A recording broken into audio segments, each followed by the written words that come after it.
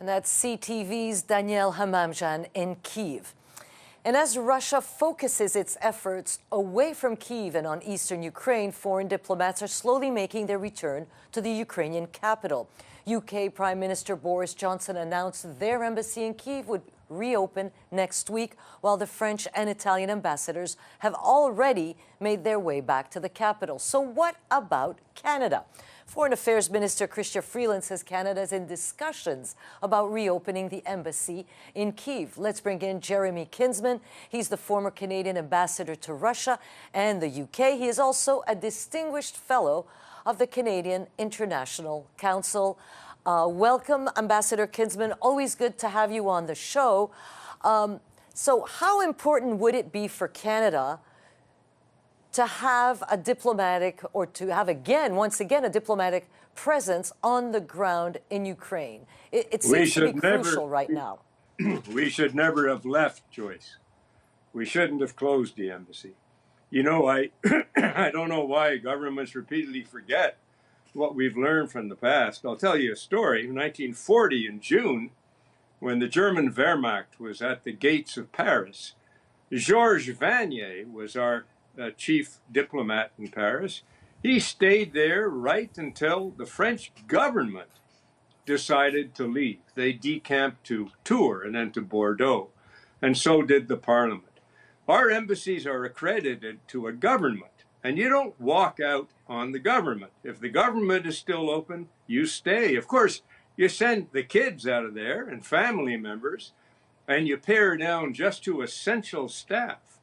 Even if violence is starting and you get your people out, there are always a couple of foreign service officers who are going to expect, out of duty, to stick around to report on what is happening. So tell us why did the Canadian government decide to close its embassy, and what message did that send to the Ukrainians? I think it's a terrible message. I asked myself, why did they walk out of Kabul last summer?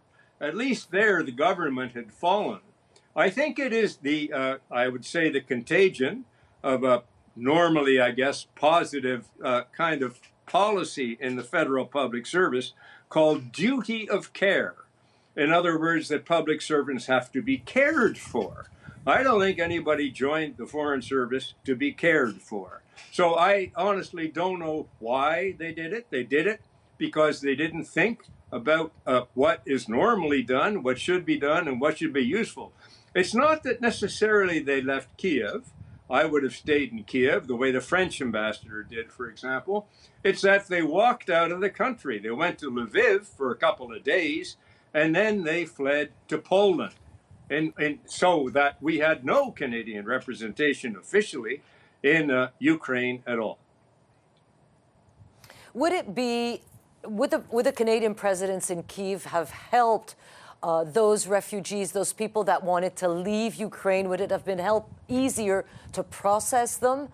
I'm I don't think the purpose.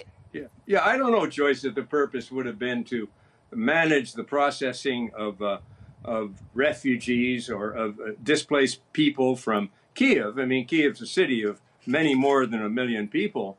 I think that you stay there professionally to be able to maintain contact with the government. As you know, the Rada, the Ukrainian parliament, stayed open, and famously, of course, President Zelensky is very much present in Kyiv.